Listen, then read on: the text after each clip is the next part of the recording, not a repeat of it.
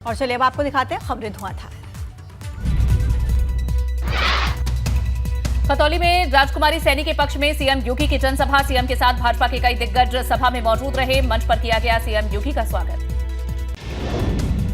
खतौली में सीएम योगी ने भरी हुंकार, बोले कवाल का बवाल सपा का कलंक है। दंगों के वक्त लोगों ने पलायन किया, अत्याचार के वक्त आरएलडी के नेता कहां पर थे।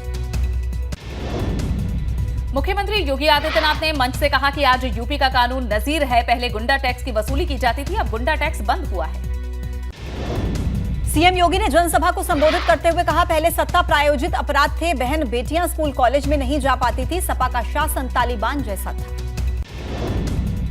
मेरठ में सीएम योगी ने 376 विकास योजनाओं का शुभारंभ किया है। कल्याणकारी योजनाओं के लाभार्थियों को बांटे हैं चेक। कहा, डबल इंजन की सरकार सभी के लिए कर रही काम। इटावा में शिवपाल यादव ने डिंपल के लिए किया प्रचार। कहा, यह चुनाव भाजपा और जिला प्रशासन से सावधान रहना, लेकिन डरना नहीं। डिंपल यादव के लिए सपा परिवार ने तेज किया प्रचार। इटावा में जनसभा के दौरान एक साथ नजर आए अखिलेश यादव, डिंपल और शिवपाल यादव। भतीजे और बहू ने मंच पर पांव छूकर चाचा का आशीर्वाद लिया। दिल्ली में रामगोपाल यादव ने केंद्रीय चुनाव आयोग से शिकायत की। मैनपुरी और इटावा में अफसरों पर धमकी देने का आरोप। दोनों जिलों के डीएम एसएसपी को हटाने की मांग। रामगोपाल यादव ने अफसरों पर आरोप लगाते हुए कहा है कि वोटर लिस्ट में सपा समर्थकों के काटे जा रहे हैं नाम। सरकारी मशीनरी का हो रहा है गलत इस्तेमाल।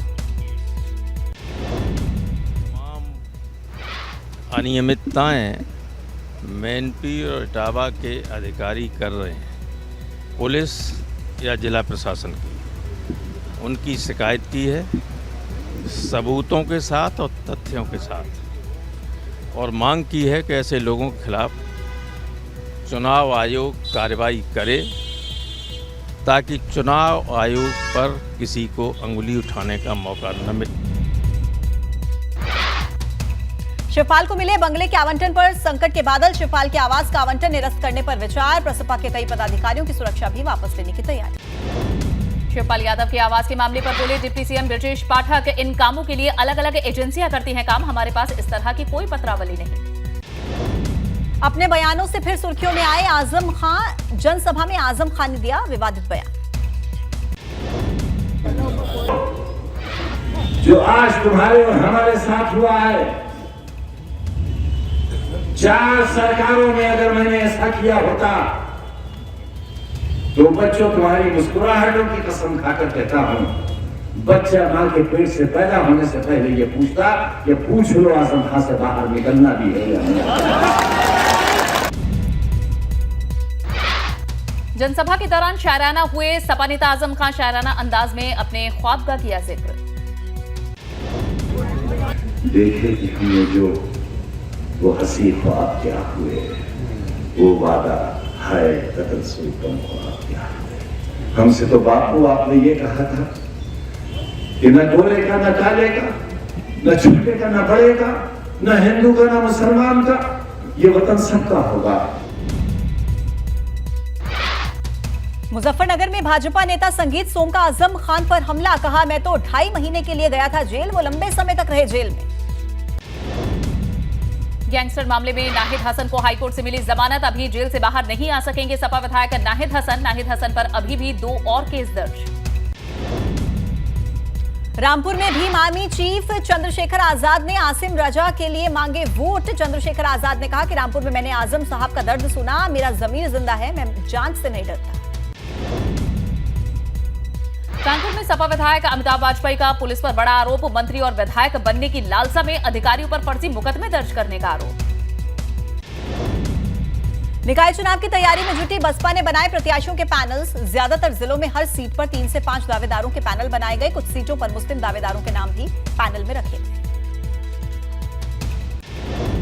पूर्व मंत्री धर्म सिंह सैनी की भाजपा की ज्वाइनिंग टली। खतौली में सीएम की सभा में ज्वाइन करनी थी भाजपा, बीच रास्ते से ही लौटे सैनी। भाजपा प्रदेश अध्यक्ष ने फोन पर 2 दिन बाद मेरठ में पार्टी में शामिल करने का आश्वासन दिया। आपदा प्रबंधन के कार्यक्रम में बोले सीएम योगी, बचाव के उपाय की पहले से हो तैयारी। आपदा मित्रों को दे रहे बेहतर ट्रेनिंग। एबीपी गंगा की खबर का बड़ा असर। लखनऊ में सड़क धंसने की जांच के लिए बनी है कमेटी। 2 दिन में कमेटी सड़क धंसने के मामले में रिपोर्ट देगी। उन्नाव में इंस्पेक्टर ने दिखाया पुलिस की वर्दी का रौब। रोडवेज बस के कंडक्टर को धमकाने पर भड़के यात्रियों ने इंस्पेक्टर के रौब का वीडियो बनाकर वायरल किया। बहराइच में रोडवेज बस और ट्रक में हुई भीषण टक्कर। सड़क हादसे में 6 लोगों की मौत, 15 लोग घायल। सभी घायलों को अस्पताल में करवाया गया भर्ती। सीएम योगी ने हादसे पर जताया है दुख। घायलों के बेहतर इलाज के लिए निर्देश दिए हैं। लखनऊ से बहराइच जा रही थी रोडवेज बस। जरवल रोड इलाके के घाघरा घाट की घटना। फिरोजाबाद में एक घर के अंदर भयंकर आग लगने से 6 लोगों की मौत। 2.5 घंटे तक पुलिस और फायर ब्रिगेड ने चलाया रेस्क्यू ऑपरेशन। थाना जसराना के कस्बा पाढ़म की घटना। शॉर्ट सर्किट से घर में लगी थी आग। इस हादसे में सीएम योगी ने भी दुख व्यक्त किया है। मुआवजे का भी ऐलान किया। मृतकों के परिवार को 2-2 लाख रुपए मुआवजे की घोषणा। कन्नौज में घर में सो रही मां और बेटी की गला रेतकर हत्या। पड़ोसियों का विवाद बताया जा रहा हत्या की वजह। एक आरोपी को हिरासत में लेकर पुलिस कर रही है पूछताछ। कुशीनगर में महिला डॉक्टर ने सीएमओ पर ड्यूटी ज्वाइन कराने के नाम पर 70,000 रुपए की रिश्वत मांगने का आरोप लगाया है। सीएमओ पर रिश्वत के आरोप में स्वास्थ्य महकमे से इससे हड़कंप मच गया। फतेहपुर में सामूहिक धर्मांतरण में फरार 39 आरोपियों की कुर्की के आदेश। न्यायालय ने जारी किया कुर्की नोटिस। कोर्ट से नोटिस जारी होते ही पुलिस अलर्ट। हापुड़ में भ्रूण लिंग परीक्षण करने वाले गिरोह का पर्दाफाश। क्षेत्र में चल रहे संस्कार डायग्नोस्टिक अल्ट्रासाउंड सेंटर पर छापा पड़ा है। उप जिलाधिकारी ने मशीन सीज कर आरोपियों के खिलाफ कार्रवाई के निर्देश दिए। सुल्तानपुर में पुलिस और गोकशी से जुड़े बदमाशों के बीच मुठभेड़। ये बदमाश पैर में गोली लगने से घायल हुए। पुलिस ने घायल बदमाशों को अस्पताल में करवाया भर्ती। कौशाम्बी में चोरों ने फौजी के घर किया हाथ साफ। घर का ताला तोड़कर 2.5 लाख रुपए और लाखों के जेवर लेकर फरार हो गए। पुलिस ने मामला दर्ज कर छानबीन शुरू कर दी। मऊ में एक शख्स की गन्ने के खेत में ले जाकर चाकू से हत्या। हत्या की वारदात से मचा हड़कंप। शव को कब्जे में लेकर पुलिस मामले की जांच में जुटी। लखनऊ बुजुर्ग महिला ने लखनऊ में खुद को आग लगा ली। गंभीर रूप से जली महिला को पुलिस ने अस्पताल में भर्ती कराया। कुछ दिन पहले ही बेटे की हार्ट अटैक से मौत हुई थी। देहरादून में विधानसभा सत्र के दूसरे दिन बोले सीएम पुष्कर सिंह धामी। राज्य सरकार महिलाओं के हितों को देखते हुए नौकरियों में उनके आरक्षण को लेकर गंभीर है। हाईकोर्ट के फैसले के खिलाफ सुप्रीम कोर्ट गई थी सरकार। महिला आरक्षण बिल पर केदारनाथ से विधायक शैला रानी रावत ने मुख्यमंत्री के फैसले का दिया धन्यवाद और कहा उत्तराखंड में महिला सशक्तिकरण के लिए राज्य सरकार लगातार कर रही है प्रयास। देहरादून में सीएम धामी से मिले हैं कांग्रेस के एमएलए। मुख्यमंत्री से की विधायक निधि बढ़ाकर 5 करोड़ सालाना करने की मांग। सीएम ने विधायक निधि पर चर्चा करने का आश्वासन दिया। श्रीनगर से भाजपा सांसद तीरथ सिंह रावत ने श्रीनगर में भाजपा कार्यकर्ताओं की बैठक ली। बैठक में कार्यकर्ताओं के साथ नगरपालिका और पंचायत चुनाव की तैयारियों पर चर्चा की। श्रीनगर में गढ़वाल विश्वविद्यालय के छात्रों ने चौरास पुल का रास्ता रोक दिया। बस संचालन की मांग को लेकर धरना दिया। रामनगर में अपर आयुक्त जीवन सिंह नगनियाल ने तहसील परिसर का किया निरीक्षण। तहसील में रजिस्ट्री दाखिल खारिज समेत कई जानकारी अधीनस्थों से ली और एक महिला ने एक व्यक्ति पर अवैध कब्जा करने का आरोप लगाते हुए अपर आयुक्त को ज्ञापन भी सौंपा। चंपावत में भाजपा का जिला स्तर और मंडल स्तर पर खाली पड़े पदों पर पदाधिकारियों की नई कार्यकारिणी बनाए जाने को लेकर कवायद तेज हो गई है। यहां निर्मल मेहरा को जिला अध्यक्ष बनाए जाने के बाद तेज हुई है कवायद। देहरादून में यूकेडी ने किया विधानसभा कूच। यूके एसएसएससी भर्ती घोटाला मामले को लेकर विधानसभा के घेराव की कोशिश। पुलिस ने विधानसभा से पहले सभी को रोका। 10% राज्य आंदोलनकारी क्षैतिज आरक्षण की मांग को लेकर विधानसभा में धरने पर बैठे उमेश शर्मा। खानपुर से विधायक है उमेश शर्मा। रामनगर के लेखपाल ताराचंद्र घिडियाल ने उत्तराखंड लेखपाल संघ के प्रदेश अध्यक्ष बनने की दावेदारी पेश की। लेखपालों की 7 समस्याओं को दूर करने को लेकर जारी किया घोषणा।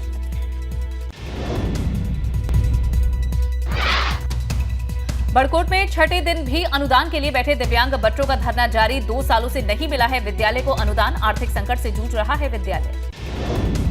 पौड़ी में पुलिस टीम ने स्कूली छात्राओं को दिया आत्मरक्षा का प्रशिक्षण। छात्राओं से छेड़छाड़ करने पर मनचलों की आएगी शामिल। उत्तरकाशी में गंगोत्री नेशनल पार्क क्षेत्र में शीतकाल के दौरान वन्य जीवों की हलचल पर 40 ट्रैप कैमरों की रहेगी नजर। पार्क प्रशासन ने शीतकाल के लिए पार्क में गेट बंद होने से पहले ही ट्रैप कैमरे लगाने का काम पूरा कर लिया है। लेपर्ड नेशनल पार्क रशिया से कॉर्बेट पार्क पहुंची टीम भ्रमण कर वन्य जीवों के संरक्षण की लेंगे जानकारी। वन्य और वन्य जीव के संबंध में जानकारी जुटाकर टीम करेगी एक अध्ययन। उत्तराखंड में हाथियों के आतंक से जल्द मिलेगी निजात। खादी और ग्रामोद्योग आयोग ने फतेहपुर वन रेंज के चौसला में रिहाब कार्यक्रम की शुरुआत की है। ग्रामीणों को शहद निकासन यंत्र निःशुल्क बांटा गया। टिहरी में बासरपट्टी के बालेश्वर देवता मेले में उमड़ी श्रद्धालुओं की भारी भीड़। सैकड़ों सालों से हर साल लगता है मेला। सरकार से इस मेले की राजकीय मेला घोषित करने की मांग। दिल्ली एयरपोर्ट पर दिखे फरार सपा विधायक इरफान सोलंकी। एयरपोर्ट के बाहर ऑटो में बैठे सीसीटीवी फुटेज आया सामने। इरफान सोलंकी पर धोखाधड़ी मामले में दर्ज है केस। अशरफ नाम से फर्जी आधार कार्ड पर इरफान ने की हवाई यात्रा। 4 लोगों को पुलिस ने हिरासत में लिया। पकड़े गए लोगों से इरफान के बारे में जानकारी जुटाने में जुटी पुलिस। आईपीएस डीके ठाकुर और विजय सिंह मीना को मिली है नई जिम्मेदारी। सरकार ने डीके ठाकुर को पुलिस भर्ती बोर्ड का एडीजी और विजय सिंह मीना को विशेष जांच प्रकोष्ठ का एडीजी बनाया। आगरा के पहले police commissioner doctor Pritinder Singh का साफ संदेश। जनता की शिकायतों पर सुनवाई न करने पर नपेंगे थानेदार। ग्रेटर नोएडा में नई पुलिस कमिश्नर लक्ष्मी सिंह ने लिया है चार्ज। पुलिस हेडक्वार्टर में सीपी लक्ष्मी सिंह ने लिया है चार्ज। यूपी की पहली महिला पुलिस कमिश्नर है लक्ष्मी सिंह। बांदा में खाद न मिलने से गुस्साए किसानों ने लगाया जाम खुलवाने के लिए मौके पर पहुंची पुलिस से हुई किसानों की नोक झोंक। जनपद में समय से खाद न मिलने के चलते परेशान हैं किसान। प्रयागराज में फीस बढ़ोतरी के विरोध में छात्रों का आंदोलन लगातार जारी है। छात्रों ने वीसी दफ्तर पर नारेबाजी करते हुए जताया विरोध। पुलिस और छात्रों के बीच नोकझोंक भी हुई। मथुरा में मीना मस्जिद के विस्तारीकरण को लेकर अदालत में हुई सुनवाई। सुन्नी सेंट्रल वक्फ बोर्ड ने कोर्ट से मांगा समय। कोर्ट ने अगली सुनवाई के लिए 12 जनवरी की दी तारीख। नोएडा के सेक्टर 150 में बने अवैध फार्म हाउस पर चला बुलडोजर। नोएडा विकास प्राधिकरण ने की है बड़ी कार्रवाई। भारी पुलिस बल भी मौजूद रहा। कानपुर में अवैध कब्जेदारों पर चला प्रशासन का हंटर। थाना प्रभारी संजय शुक्ला ने फोर्स के साथ हटवाया अतिक्रमण। रावतपुर क्षेत्र में बना रखा था अवैध तरीके से भैंसों का चट्टा। संभल में दूल्हे को जयमाला मंच पर किस करना भारी पड़ गया। दरअसल लड़की पक्ष ने विरोध दर्ज कराते हुए थाने में शिकायत दे दी। बिना दुल्हन लिए वापस लौटी बारात। जिला प्रशासन ने सरकार को भेजी 111 अवैध मदरसों की रिपोर्ट। बिना सरकारी मदद के चल रहे मदरसों को लेकर खुफिया तंत्र चौकन्ना। सर्वे में 242 मदरसों का जिक्र, जिसमें 131 मदरसे मान्यता प्राप्त। लखनऊ में सिंचाई विभाग की आवासीय परिसर में चला है बुलडोजर। सिंचाई विभाग परिसर में अतिक्रमण को हटाया गया। कर्मचारियों ने आवासीय परिसर में किया था कब्जा। खाली जमीन पर कर्मचारियों ने बना लिया था घर। गाजियाबाद के विजयनगर इलाके में निजी अस्पताल में युवती की मौत। परिजनों ने डॉक्टर्स पर लगाया लापरवाही का आरोप। परिजनों ने थाने में दी तहरीर। सख्त कार्रवाई की मांग। तो शुरुआत एक बड़ी खबर के साथ करेंगे प्रयागराज से। खबर जहां सपा के विधायक नाहिद हसन को बड़ी राहत मिली है। गैंगस्टर मामले में हाई कोर्ट से जमानत मिली है। हाई कोर्ट ने नाहिद हसन की जमानत अर्जी मंजूर कर ली है। इस वक्त की बड़ी खबर, अभी जेल से बाहर नहीं आ सकेंगे सपा विधायक नाहिद हसन। उन पर अभी 2 केसेस और दर्ज हैं, जिन पर निचली अदालत से जमानत पर फैसला आना बाकी है। हालांकि गैंगस्टर मामले में जमानत मिलने के बाद भी जेल से बाहर नहीं आ सकेंगे सपा के विधायक नाहिद हसन। नाहिद हसन के खिलाफ अभी 2 केस और दर्ज हैं और दोनों मामलों में निचली अदालत से जमानत पर फैसला अभी आना बाकी है।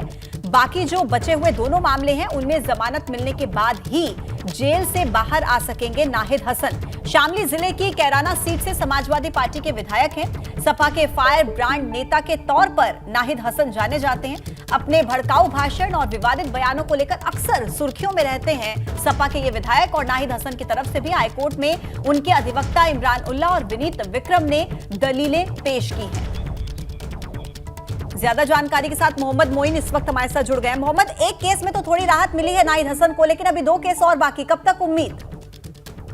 देखिए, निश्चित तौर पर कहा जा सकता है कि समाजवादी पार्टी के विधायक नाहिद हसन, जो कि पिछले काफी दिनों से जेल में बंद है, उन्हें राहत जरूर मिली है, लेकिन अभी भी वो जेल से बाहर नहीं आ सकते हैं। अभी भी उनके खिलाफ 2 ऐसे मामले दर्ज हैं जिनमें अभी जमानत नहीं मिली है। निचली अदालतों में जमानत की अर्जी दाखिल की गई है, लेकिन अभी वहां से फैसला नहीं आया है। तो जब तक उन दोनों मामलों में भी जमानत नहीं मिल जाएगी, तब तक नाहिद हसन जेल से बाहर नहीं आ सकेंगे। लेकिन ये जरूर कहा जा सकता है कि उनकी राह आसान हो गई है, क्योंकि गैंगस्टर का मामला जो है वो बड़ा मामला था और पिछले काफी दिनों से नाहिद हसन इस मामले में जेल में बंद थे। ये उम्मीद ये जताई जा रही है कि आने वाले दिनों में उन्हें कुछ राहत मिल सकती है और जेल से बाहर आने की उनकी जो राह है वो और आसान हो सकती है।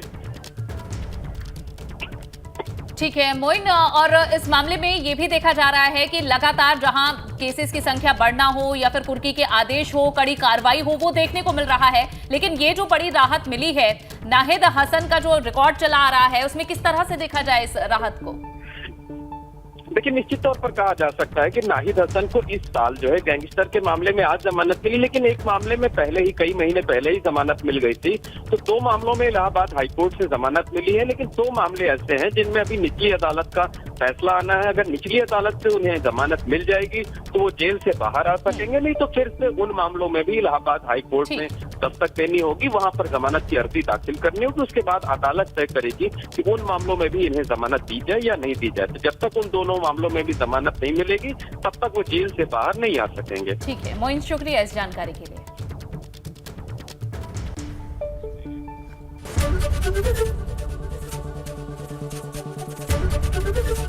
एबीपी गंगा, खबर आपकी, जुबान आपकी।